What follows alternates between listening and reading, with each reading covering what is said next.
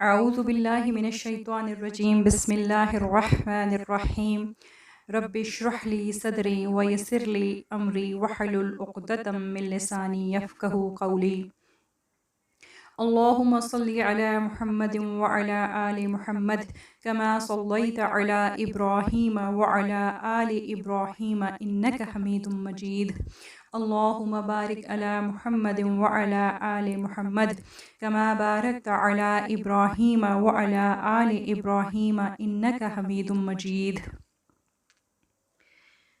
حاجیوں کو آگاہ کرنے کے لیے قریش کے مشورے۔ قریش اس پوری صورتحال کو تشویش کی نظر سے دیکھ رہے تھے اور ابھی اس پر تھوڑا ہی عرصہ گزرا تھا کہ حج کا وقت آ گیا اور انہی حاجیوں کے بارے میں تشویش نے آ گھیرا۔ چنانچہ ان کی ایک جماعت ولید بن مغیرہ کے پاس آئی۔ یہ ان میں عمر رسیدہ اور مرتبے کے آدمی تھا۔ اس نے کہا، دیکھو حج کا وقت آ گیا ہے، اب ہر طرف سے لوگ تمہارے پاس آئیں گے، وہ تمہارے اس صاحب کا معاملہ سن ہی چکے ہیں، لہٰذا کوئی ایک رائے طے کر لو اور مختلف باتیں نہ کہنا، ورنہ ایک دوسرے کو جھٹلا بیٹھو گے۔ لوگوں نے کہا، آپ ہی کہیں اور ہمارے لیے کوئی راستہ طے کر دیں۔ اس نے کہا، نہیں، بلکہ تم لوگ کہو، میں سنوں گا۔ لوگوں نے کہا، اچھا تو ہم کہیں گے کہ وہ کاہن ہے۔ اس نے کہا، وہ کاہن نہیں ہے، ہم نے کاہنوں کو دیکھا ہے، اس میں نہ ان کسی گنگناہٹ ہے نہ تک بندی۔ لوگوں نے کہا، تب ہم کہیں گے کہ وہ پاگل ہے۔ اس نے کہا، وہ پاگل بھی نہیں ہے، ہم پاگل پن کو بھی جانتے پہچانتے ہیں، اس میں نہ پاگلوں کسی گھٹن ہے، نہ الٹی سیدھی حرکتیں، نہ بہکی بہکی باتیں۔ لوگوں نے کہا، تب ہم کہیں گے کہ وہ شاعر ہے۔ اس نے کہا، وہ شاعر بھی نہیں ہے، ہمیں شعر و شاعری کی تمام قسمیں معلوم ہیں، وہ شاعر نہیں ہے۔ لوگوں نے کہا، اچھا تو ہم کہیں گے کہ وہ جادوگر ہے۔ اس نے کہا، وہ جادوگر بھی نہیں ہے، ہم نے جادو اور جادوگر سب دیکھے ہیں، اس میں نہ ان کسی جھاڑ پھونک ہے نہ گرہ بندی۔ لوگوں نے کہا، تب ہم کیا کہیں؟ اس نے کہا، واللہ اس کی بات میں مٹھاس، رونق اور تازگی ہے، اس کی جڑ پائیدار اور اس کی شاخ پھلدار ہے، تم جو کچھ بھی کہو واضح ہو جائے گا کہ وہ باطل ہے۔ ویسے زیادہ مناسب یہی ہے کہ وہ جادوگر ہے اور اس کی بات میں جادو ہے، وہ اس کے ذریعے سے باپ بیٹے میں، بھائی بھائی میں، میاں بیوی میں، آدمی اور اس کے خاندان میں تفرقہ ڈال دیتا ہے۔ یہ بات طے کر کے لوگ وہاں سے اٹھے اور انہوں نے حج کے لیے آنے والوں کی راہ میں بیٹھنا شروع کر دیا۔ اب جو بھی ان کے پاس سے گزرتا، اس سے آپ کی بات ذکر کرتے اور ڈراتے۔ نتیجہ یہ ہوا کہ لوگوں نے آپ کو دیکھنے اور سننے سے پہلے ہی آپ کا معاملہ جان لیا۔ اس کے بعد جب حج کے دن آ گئے تو نبی کریم صلی اللہ علیہ وآلہ وسلم نے حاجیوں کے مجمع اور ڈیروں میں جا کر انہیں اسلام کی طرف بلانا شروع کیا۔ آپ فرماتے، یا ایھا الناس قولوا لا الہ الا اللہ تفلحوا، لوگو لا الہ الا اللہ کہو، کامیاب رہو گے۔ ادھر ابو لہب کا یہ حال تھا کہ وہ آپ کے پیچھے پیچھے لگا رہتا، جھٹلاتا جاتا اور تکلیف بھی پہنچاتا۔ اس طرح اس حج سے جب حجاج واپس ہوئے تو پورے عرب میں نبی کریم صلی اللہ علیہ وآلہ وسلم کا چرچا پھیل گیا۔ قریش کی مقابلے کی مختلف تدبیریں اختیار کرنا۔ حج کے بعد جب قریش اپنے گھروں کو واپس آ کر مطمئن ہو چکے تو انہوں نے اس مسئلے کے مکمل حل کی طرف توجہ دی اور غور و فکر اور باہمی مشورے سے کئی تدبیریں طے کیں، جن کے متعلق ان کا اندازہ تھا کہ ان سے اسلامی دعوت کا کام تمام کیا جا سکتا ہے۔ یہ تدبیریں مختصراً یہ ہیں: ہنسی اڑانا، تحقیر و استہزاء کی روش اپنانا۔ اس کا مقصد یہ تھا کہ رسول اللہ صلی اللہ علیہ وآلہ وسلم اور مسلمانوں کے حوصلے ٹوٹ جائیں، چنانچہ وہ آپ صلی اللہ علیہ وآلہ وسلم کے بارے میں کہتے، اس پر جادو کر دیا گیا ہے، شاعر ہے، پاگل ہے، کاہن ہے، اس کے پاس شیطان آتا ہے، جادوگر ہے، جھوٹا ہے، گھڑنیتا ہے، بناوٹی ہے، وغیرہ وغیرہ، نعوذ باللہ۔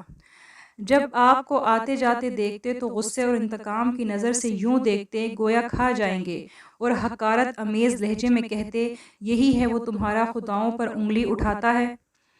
کمزور صحابہ کو دیکھتے تو کہتے، یہ لو، تمہارے پاس زمین کے بادشاہ آ گئے، ارے یہی ہیں جن پر اللہ نے ہم سب کو چھوڑ کر احسان کر دیا ہے۔ ان کا نقشہ اللہ نے یوں کھینچا ہے: ان الذین اجرموا کانوا من الذین آمنوا یضحکون وَإِذَا مَرُّوا بِهِمْ يَتَغَامَزُونَ وَإِذَا انقلبوا إِلَىٰ أَهْلِهِمُ انقلبوا فَكِهِينَ وَإِذَا رَأَوْهُمْ قَالُوا إِنَّ هَٰؤُلَاءِ لَضَالُّونَ۔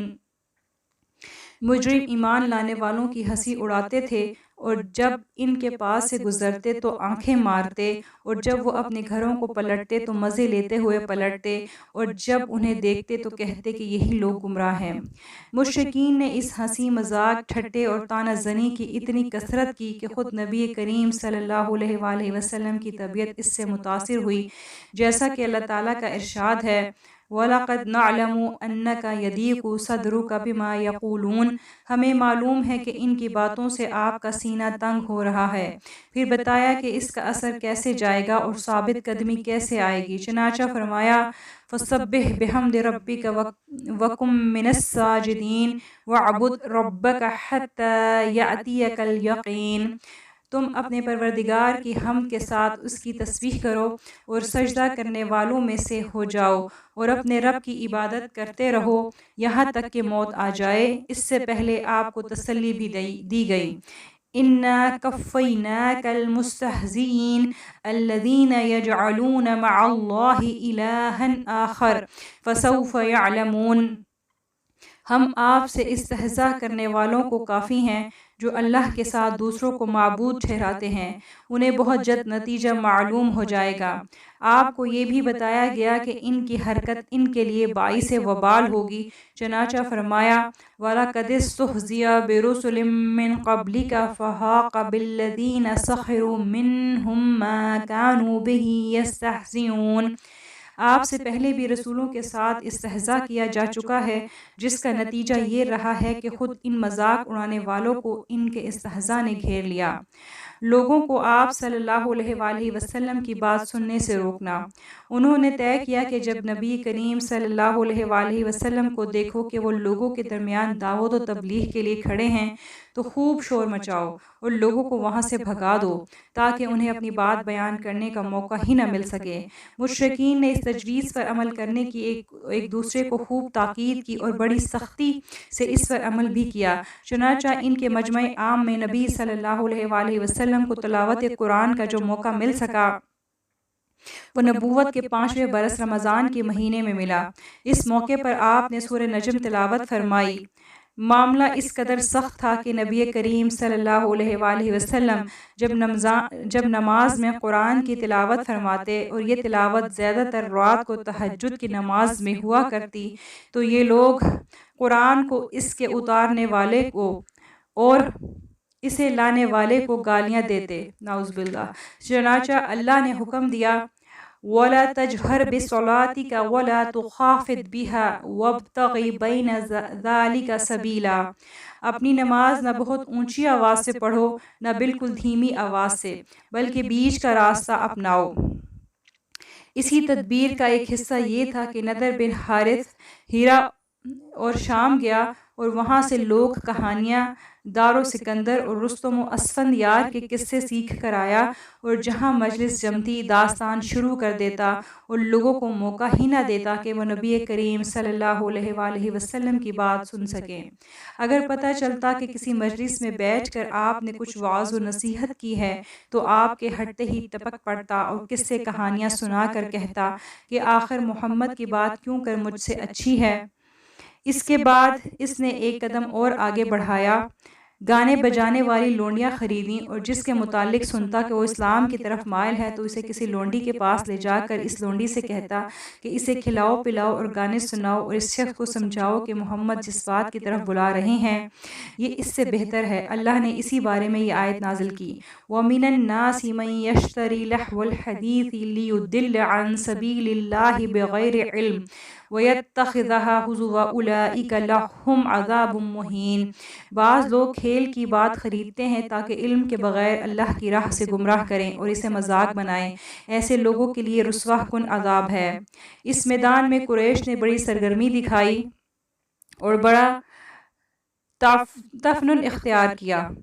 چنانچہ وہ قرآن کے بارے میں کبھی کہتے کہ یہ محض اوٹ پٹانگ خواب ہے جسے محمد رات کو دیکھتے ہیں اور دن کو تلاوت کرتے ہیں، کبھی کہتے کہ انہوں نے خود اپنی طرف سے گھڑ لیا ہے، کبھی کہتے کہ انہیں ایک انسان سکھاتا ہے، کبھی کہتے کہ یہ محض جھوٹ ہے، کبھی کہتے کہ یہ تو پہلوں کے افسانے ہیں جنہیں انہوں نے لکھوا لیا ہے اور اب یہ ان پر صبح و شام تلاوت کیے جاتے ہیں، کبھی کہتے کہ ان کے پاس ایک جن یا شیطان ہے جو اسی طرح قرآن لے کر اترتا ہے جیسے کاہنوں پر جن و شیطان اترا کرتے ہیں۔ اللہ تعالیٰ نے جواب میں فرمایا، هل انبئکم علی من تنزل الشیاطین تنزل علی کل افاک اثیم، میں بتاؤں کس پر شیطان اترتے ہیں؟ وہ ایسے لوگوں پر اترتے ہیں جو پکے جھوٹے اور گناہ گار ہوں۔ یعنی شیطان صرف ایسے ہی انسانوں پر اترتے ہیں جو جھوٹے ہوں، بدکار ہوں، گناہوں میں لت پت ہوں، جبکہ میں ایسا انسان ہوں کہ تم نے مجھے کبھی کوئی جھوٹ بولتے نہیں سنا اور نہ مجھ میں کسی طرح کی کوئی برائی اور بدکاری پائی۔ پھر یہ کیوں کر ہو سکتا ہے کہ قرآن شیطان کا اتارا ہوا ہو؟ کبھی کہتے کہ نبی صلی اللہ علیہ وآلہ وسلم کو ایک قسم کا جنون ہو گیا ہے جس کے اثر سے وہ عجیب و غریب قسم کے معنی و مطالب سوچتے ہیں اور انہیں نہایت عمدہ قسم کے الفاظ میں ڈھال دیتے ہیں، جیسے شعراء اپنے اشعار ڈھالا کرتے ہیں، لہٰذا وہ شاعر ہیں اور ان کا کلام شعر ہے۔ اللہ تعالیٰ نے اس کے جواب میں فرمایا، وَالشُّعَرَاءُ يَتَّبِعُهُمُ الْغَاوُونَ أَلَمْ تَرَ أَنَّهُمْ فِي كُلِّ وَادٍ يَهِيمُونَ وَأَنَّهُمْ يَقُولُونَ مَا لَا يَفْعَلُونَ، شعراء کی پیروی بہکے ہوئے لوگ کرتے ہیں، تم دیکھتے نہیں کہ وہ ہر میدان میں بھٹکتے پھرتے ہیں اور ایسی باتیں کہتے ہیں جنہیں کرتے نہیں۔ مطلب یہ کہ یہ تین باتیں شعراء کی خصوصیت میں داخل ہیں اور ان میں سے کوئی بات نبی کریم صلی اللہ علیہ وآلہ وسلم میں نہیں پائی جاتی۔ چنانچہ جو لوگ آپ کے پیروکار ہیں وہ اپنے دین میں، اپنے اخلاق میں، اپنے کردار میں، اپنے تصرفات میں، اپنے معاملات میں، غرض ہر بات میں صحیح راستے پر ہیں، راست باز ہیں، پرہیزگار ہیں اور نیکوکار ہیں، ان کو کسی معاملے میں بہکاؤ اور گمراہی چھو کر بھی نہیں گزری۔ پھر نبی کریم صلی اللہ علیہ وآلہ وسلم شاعروں کی طرح ہر وادی میں ہاتھ پاؤں بھی نہیں مارتے پھر رہے، بلکہ آپ کی دعوت و تبلیغ کا ایک خاص میدان ہے۔ آپ صلی اللہ علیہ وآلہ وسلم ایک اللہ، ایک دین اور ایک راستے کی طرف بلا رہے ہیں۔ اس کے علاوہ آپ وہی بات کہتے ہیں جسے کرتے بھی ہیں اور وہی کام کرتے ہیں جسے کہتے بھی ہیں، لہٰذا آپ کو شعر و شاعری سے کیا نسبت اور شعر و شاعری کو آپ سے کیا نسبت؟ مشرکین کو تین باتوں پر بہت اچنبھا تھا اور در حقیقت یہی تین باتیں ان کے اور مسلمانوں کے درمیان دینی اختلافات کی جڑ تھیں، ایک توحید، دوسری رسالت اور تیسری موت کے بعد اٹھایا جانا۔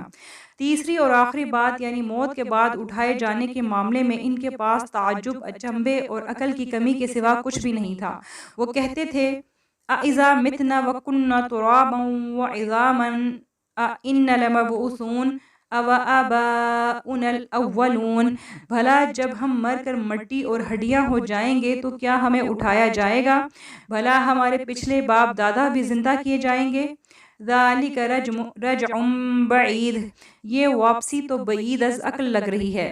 وہ یہ بھی کہتے تھے، هَلْ نَدُلُّكُمْ عَلَىٰ رَجُلٍ يُنَبِّئُكُمْ إِذَا مُزِّقْتُمْ كُلَّ مُمَزَّقٍ إِنَّكُمْ لَفِي خَلْقٍ جَدِيدٍ أَفْتَرَىٰ عَلَى اللَّهِ كَذِبًا أَمْ بِهِ جِنَّةٌ، آؤ ہم تمہیں ایک آدمی کا پتہ بتائیں جو یہ خبر دیتا ہے کہ جب تم ایک دم ریزہ ریزہ ہو جاؤ گے پھر نئے سرے سے پیدا کر دیے جاؤ گے۔ سمجھ میں نہیں آتا کہ وہ اللہ پر جھوٹ گڑ رہا ہے یا پاگل ہے۔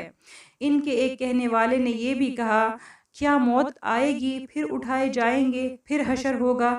اے عمرو، یہ تو خرافات ہیں۔ اللہ نے ان باتوں کو کئی طرح جواب دیا ہے، خلاصہ جواب یہ ہے کہ تم دیکھتے ہو دنیا میں ظالم اپنے ظلم کی سزا پائے بغیر اور مظلوم ظالم سے اپنا حق وصول کیے بغیر گزر جاتا ہے۔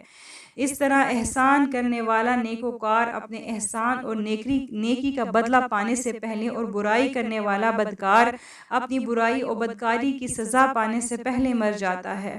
اب اگر موت کے بعد کوئی ایسا دن نہ ہو جس میں لوگوں کو زندہ کر کے ظالم سے مظلوم کا بدلہ لیا جائے اور احسان کرنے والے نیکوکار کو انعام و فاجر و بدکار کو سزا دی جائے، تو پھر دونوں طرح کے لوگ برابر ٹھہریں گے، دونوں میں کوئی فرق نہ ہوا، بلکہ ظالم و بدکار تو مظلوم اور محسن و پرہیزگار کے مقابلے میں خوش قسمت ٹھہرا۔ حالانکہ یہ بات قطعاً نامعقول ہے، عدل و انصاف سے اسے کوئی واسطہ نہیں، اور اللہ سبحانہ و تعالیٰ کے بارے میں یہ سوچا بھی نہیں جا سکتا کہ وہ اپنی خلقت کا نظام ایسی اندھیر نگری اور ظلم و فساد والا بنائے رکھے۔ اس لیے اس نے فرمایا أَفَنَجْعَلُ الْمُسْلِمِينَ كَالْمُجْرِمِينَ مَا لَكُمْ كَيْفَ تَحْكُمُونَ، کیا ہم مسلمانوں اپنے اطاعت شعاروں اور فرمانبرداروں کو مجرموں جیسا ٹھہرائیں گے؟ تمہیں کیا ہو گیا ہے؟ تم کیسے فیصلے کر رہے ہو؟ دوسری جگہ فرمایا أَمْ نَجْعَلُ الَّذِينَ آمَنُوا وَعَمِلُوا الصَّالِحَاتِ كَالْمُفْسِدِينَ فِي الْأَرْضِ أَمْ نَجْعَلُ الْمُتَّقِينَ كَالْفُجَّارِ، کیا ہم ایمان لانے والوں اور نیک عمل کرنے والوں کو زمین میں فساد مچانے والوں جیسا ٹھہرائیں گے؟ کیا ہم پرہیزگاروں کو بدکاروں جیسا قرار دیں گے؟ نیز فرمایا جن لوگوں نے برائیاں کما رکھی ہیں، کیا وہ سمجھتے ہیں کہ ہم انہیں ایمان لانے والوں اور نیک اعمال کرنے والوں جیسا ٹھہرائیں گے کہ ان سب کا جینا مرنا یکساں ہوگا؟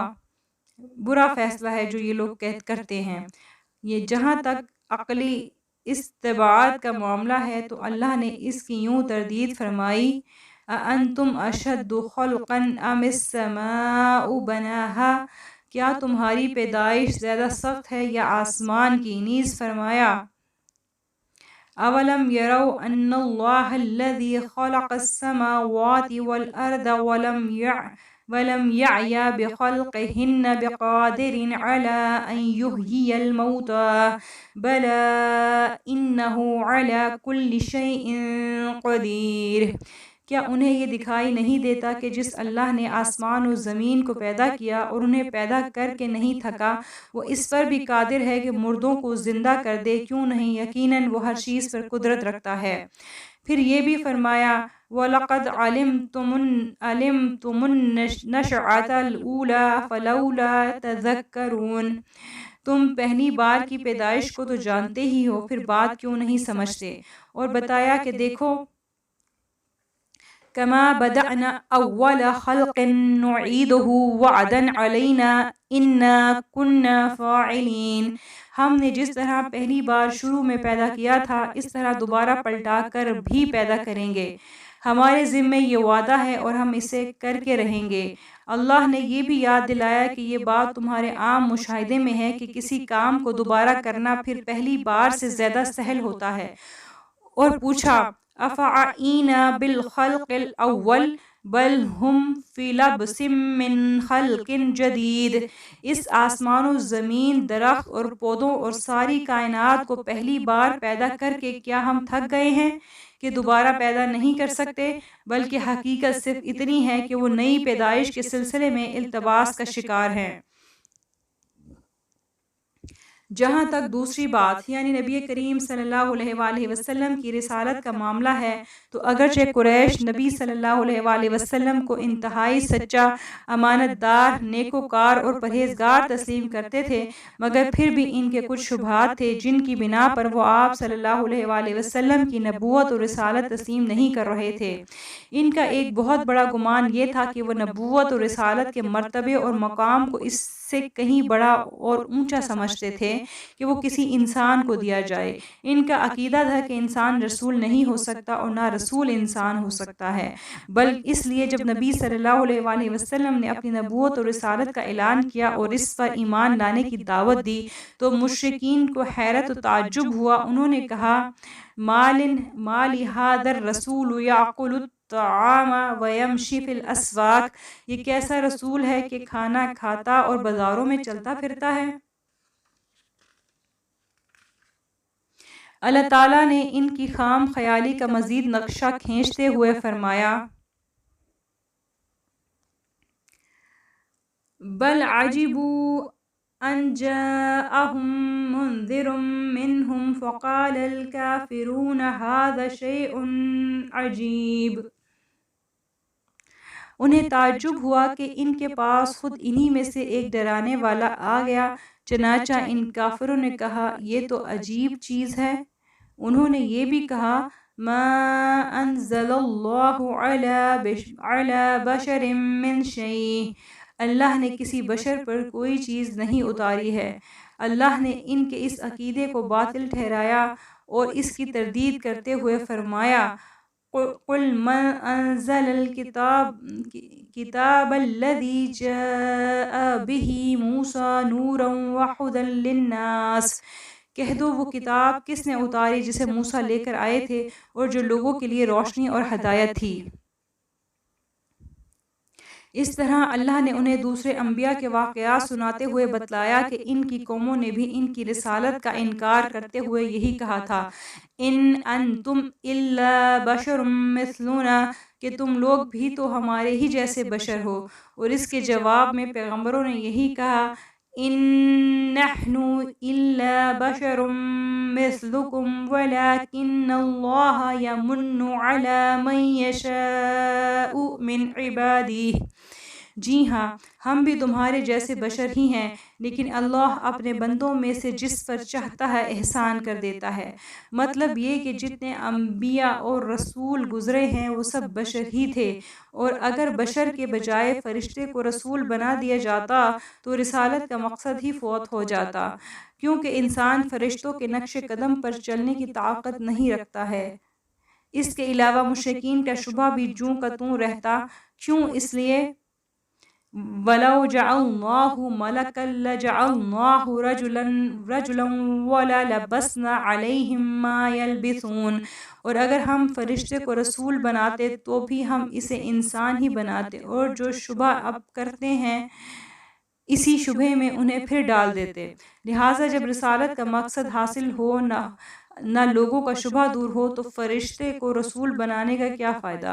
اب چونکہ مشرکین تسلیم کرتے تھے کہ حضرت ابراہیم، حضرت اسماعیل اور حضرت موسیٰ علیہ السلام پیغمبر تھے اور بشر بھی تھے، اس لیے انہیں اس شبہ پر جمنے اور اڑنے کی گنجائش نہ مل سکی، لہٰذا انہوں نے ایک دوسرا شبہ ظاہر کیا، کہنے لگے کیا اللہ کو اپنی پیغمبری کے لیے یہی یتیم و لاچار انسان ملا تھا؟ یہ کیسے ہو سکتا ہے کہ اللہ تعالیٰ قریش اور ثقیف کے بڑے بڑے لوگوں کو تو چھوڑ دے اور اس مسکین کو اپنا پیغمبر بنا لے۔ لولا نزل هذا القرآن على جبل على رجل من القريتين عظيم، یہ قرآن مکہ اور طائف کی دونوں آبادیوں میں سے کسی بڑے آدمی پر کیوں نہ اتارا گیا؟ اللہ تعالیٰ اس کا مختصر جواب دیتے ہوئے فرماتے ہیں اَهُمْ يَقْسِمُونَ رَحْمَتَ رَبِّكَ، کیا تمہارے رب کی رحمت پہ یہ لوگ تقسیم کریں گے؟ یعنی وہی قرآن، نبوت و رسالت اور سب کی سب اللہ کی رحمت ہے، اور اللہ ہی جانتا ہے کہ اپنی رحمت کیسے تقسیم کرنی ہے، کس کو دے اور کس کو نہ دے۔ چنانچہ فرمایا اللہ اعلم حیث یجعل رسالتہ، اللہ بہتر جانتا ہے کہ اپنی رسالت کہاں رکھے، کس کو دے۔ چونکہ اس جواب کے آگے ان کا کوئی عذر چل نہیں سکتا تھا، اس لیے انہوں نے ایک اور شبہ یہ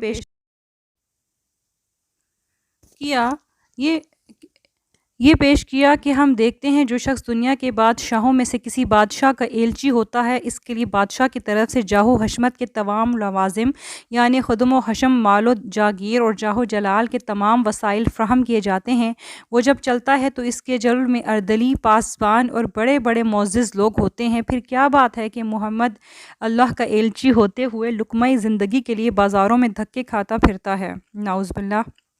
اللہ تعالیٰ نے ان کی بات نقل کرتے ہوئے فرمایا آخر اس کے اوپر کوئی فرشتہ کیوں نہ اتارا گیا جو اس کے ساتھ ڈراوے کا کام کرتا، یا اس کی جانب کوئی خزانہ کیوں نہ اتار دیا گیا، یا اس کے پاس کوئی ایسا باغ کیوں نہ ہوا جس سے وہ کھاتا رہتا۔ چنانچہ اس ظالموں نے کہا کہ تم لوگ محض ایک ایسے آدمی کی پیروی کر رہے ہو جس پر جادو کر دیا گیا ہے۔ یہ تھا مشرکین کا اعتراض، لیکن معلوم ہے کہ نبی صلی اللہ علیہ وآلہ وسلم چھوٹے بڑے، کمزور طاقتور، غریب مالدار، نیچے اونچے، غلام آزاد، ہر طرح کے لوگوں کے پاس پیغمبر بنا کر بھیجے گئے تھے۔ اب اگر آپ جاہ و جلال کے ساتھ خدم و حشم اور بڑے بڑے لوگوں کے جلب میں چلتے پھرتے تو آخر کمزور اور چھوٹے لوگ آپ تک کیسے پہنچ سکتے اور آپ سے کیسے فائدہ اٹھا سکتے تھے، جبکہ اکثریت انہی کی ہوتی ہے؟ ظاہر ہے کہ ایسی صورت میں نبوت اور رسالت بے فائدہ ہو کر رہ جاتی۔ اس لیے مشرکین کے اس اعتراض کا صرف ایک ہی لفظ میں جواب دیا گیا: محمد صلی اللہ علیہ وآلہ وسلم رسول ہیں۔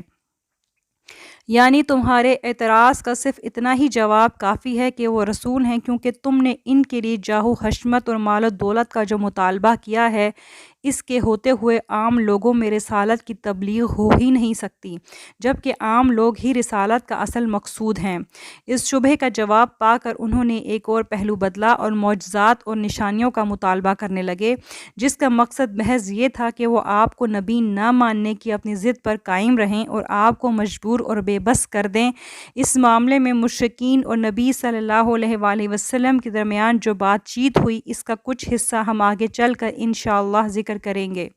اب رہ جاتا ہے پہلا معاملہ، یعنی توحید کا، جو سارے اختلافات کی اصل بنیاد تھی۔ تو اس کی شکل یہ تھی کہ مشرکین اللہ تعالیٰ کو اس کی ذات اور اکثر صفات و افعال میں ایک مانتے تھے۔ وہ کہتے تھے صرف اللہ ہی خالق ہے، جس نے آسمان و زمین اور ان کے درمیان کی ساری چیزیں پیدا کی ہیں، وہی ہر چیز کا خالق بھی ہے اور صرف وہی مالک بھی ہے۔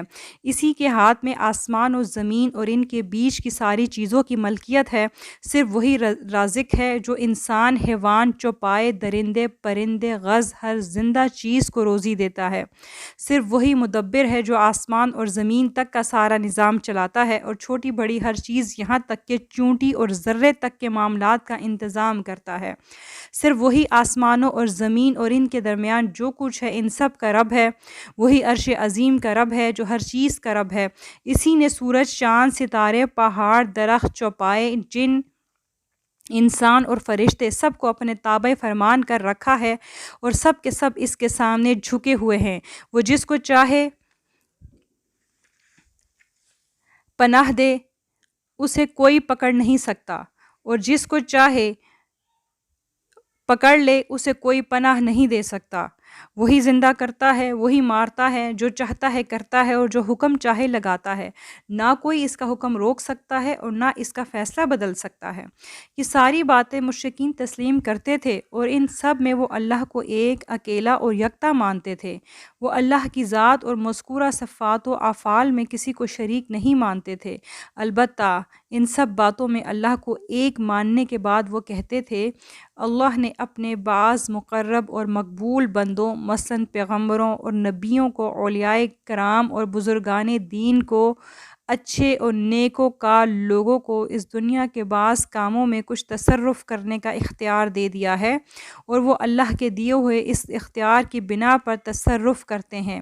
مثلاً اولاد دے دیتے ہیں، مصیبت دور کر دیتے ہیں، بیمار کو شفا دے دیتے ہیں اور بعض دیگر ضرورتیں پوری کر دیتے ہیں۔ اور اللہ نے انہیں یہ اختیار اس لیے دیا ہے کہ وہ اللہ کے مقرب ہیں اور اللہ کے نزدیک ان کا خاص مرتبہ و مقام ہے، اور چونکہ اللہ نے ان کو یہ تصرف و اختیار دے رکھا ہے، اس لیے وہ بندوں کی ضرورتیں غیبی طریقے سے پوری کر دیتے ہیں۔ چنانچہ بعض مصیبتیں دور کر دیتے ہیں، بعض بلائیں ٹال دیتے ہیں، اور جس سے خوش ہو جاتے ہیں اسے اللہ کا مقرب بنا دیتے ہیں اور اللہ سے اس کی سفارش کر دیتے ہیں۔ مشرکین نے اپنے ان فاسد خیالات کی بنا پر ان انبیاء اعظام، اولیاء کرام، بزرگان دین اور نیکوکار لوگوں کو اپنے اور اللہ کے درمیان وسیلہ بنایا اور ایسے ایسے اعمال ایجاد کیے جن کے ذریعے سے ان لوگوں کا قرب اور ان کی رضامندی حاصل ہو سکے۔ چنانچہ وہ مشرکین پہلے ان اعمال کو بجا لاتے، پھر عاجزی کے ساتھ گڑ گڑا کر ان ہستیوں سے فریاد کرتے اور کہتے ہماری ضرورت پوری کر دو، ہماری مصیبت ٹال دو اور ہمارا خطرہ دور کر دو۔ اب رہا یہ سوال کہ وہ کیا اعمال تھے جنہیں مشرکین نے ان ہستیوں کی رضامندی اور تقرب کے لیے ایجاد کیا تھا۔ تو وہ اعمال یہ تھے کہ انہوں نے ان انبیاء کرام، اولیاء اور بزرگان دین کے نام سے بعض مخصوص جگہوں پر آستانے بنا کر وہاں ان کی اصلی یا خیالی تصویریں یا مورتیاں سجا رکھی تھیں، اور کہیں کہیں ایسا بھی ہوا کہ ان کے خیال میں بعض اولیاء کرام یا بزرگان دین کی قبریں مل گئیں تو مورتی تراشنے کی بجائے انہی قبروں پر آستانے بنا دیے۔ اس کے بعد یہ لوگ ان آستانوں پر جاتے اور مورتیوں یا قبروں کو چھو کر ان سے برکت حاصل کرتے، ان کے گرد چکر لگاتے، تعظیم کے طور پر ان کے سامنے کھڑے ہوتے، نظر و نیاز پیش کرتے، چڑھاوے چڑھاتے اور ان طریقوں سے ان کی قربت اور ان کا فضل چاہتے۔ نیز نظر و نیاز اور چڑھاوے کے طور پر یہ لوگ اپنی کوئی بھی چیز پیش کر دیتے تھے، کھیتی سے حاصل ہونے والے غلے، کھانے پینے کی چیزیں، جانور، چوپائے، سونا چاندی، مال و اسباب، غرض جس سے جو ہو سکتا تھا نظر کر دیتا تھا۔ کھیتی، غلے اور کھانے پینے کی چیزیں، سونا چاندی اور مال و اسباب چڑھانے کا طریقہ یہ تھا کہ ان آستانوں پر کچھ مجاور اور درباری ہوا کرتے تھے۔ مشرکین یہ چیزیں ان مجاوروں کو پیش کرتے اور وہ مجاور انہیں قبروں اور مورتیوں پر چڑھا دیتے تھے۔ عام طور پر ان کے بغیر براہ راست کوئی چیز نہیں چڑھائی جاتی تھی، البتہ جانوروں اور چوپایوں کو چڑھانے کا طریقہ علیحدہ تھا اور اس کی بھی کئی شکلیں تھیں۔ چنانچہ وہ کبھی ایسا کرتے کہ ان اولیاء کرام اور بزرگان دین کی رضامندی کے لیے جانور کو ان کے نام پر آزاد چھوڑ دیتے، وہ جہاں چاہتا چرتا اور گھومتا پھرتا، کوئی اسے کسی طرح کی تکلیف نہ پہنچاتا بلکہ اسے تقدس کی نظر سے دیکھا جاتا، اور کبھی ایسا کرتے کہ جانور کو ان ولیوں اور بزرگوں کے آستانے پر لے جا کر ذبح کر دیتے، اور کبھی ایسا کرتے کہ آستانے کے بجائے گھر ہی پر ذبح کر لیتے، لیکن کسی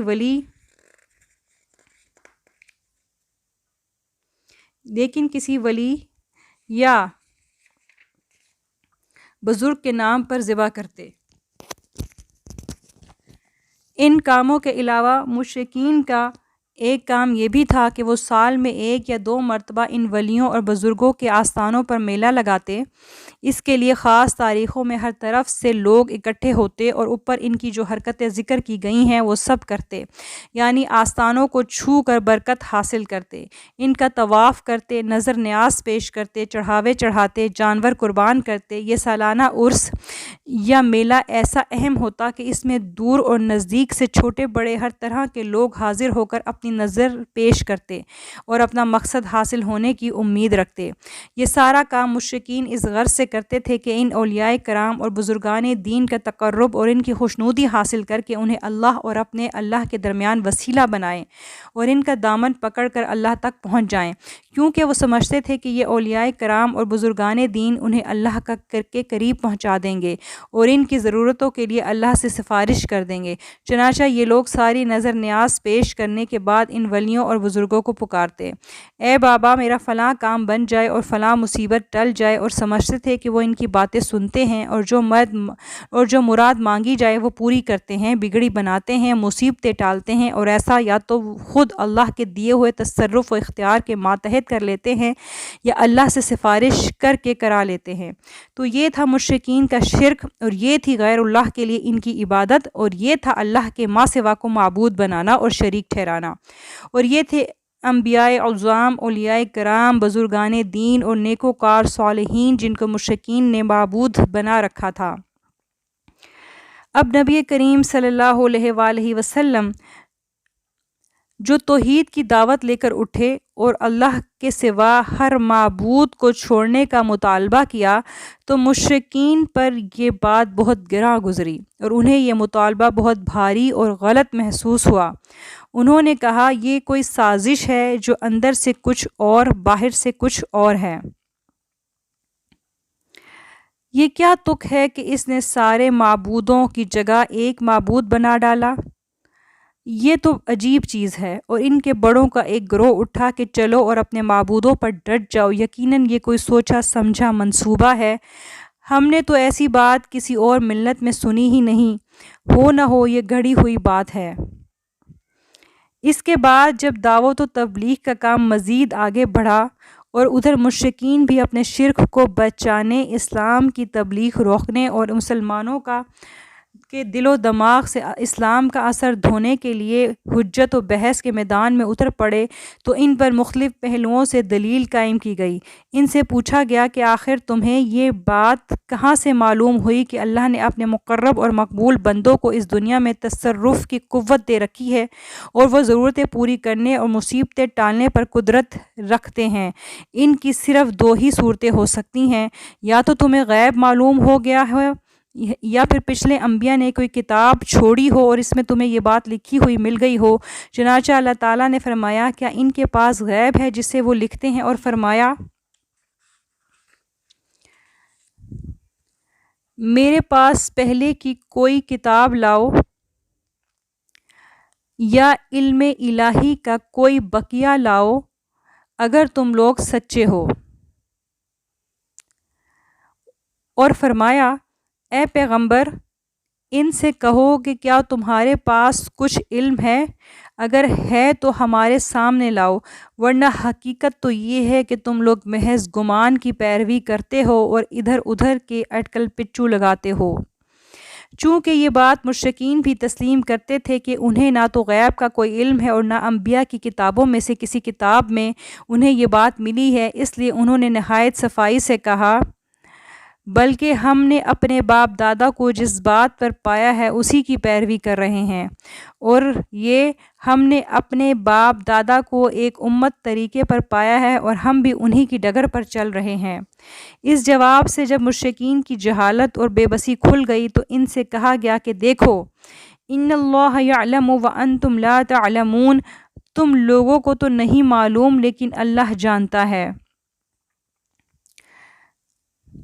اس لیے اس کی بات سنو۔ وہ تمہارے ان شرکاء کی حقیقت بتلاتا ہے اور کہتا ہے، ان الذین تدعون من دون اللہ عباد امثالکم، بے شک اللہ کے ماں سوا جن کو تم پکارتے ہو وہ تمہارے جیسے بندے ہی ہیں، یعنی جو چیزیں اللہ کے ساتھ مخصوص ہیں ان پر جس طرح تم کو قدرت حاصل نہیں، اس طرح تمہارے ان شرکاء کو بھی ان پر قدرت حاصل نہیں، پس تم اور وہ دونوں بے بس ہونے اور قدرت نہ رکھنے میں یکساں اور برابر ہو۔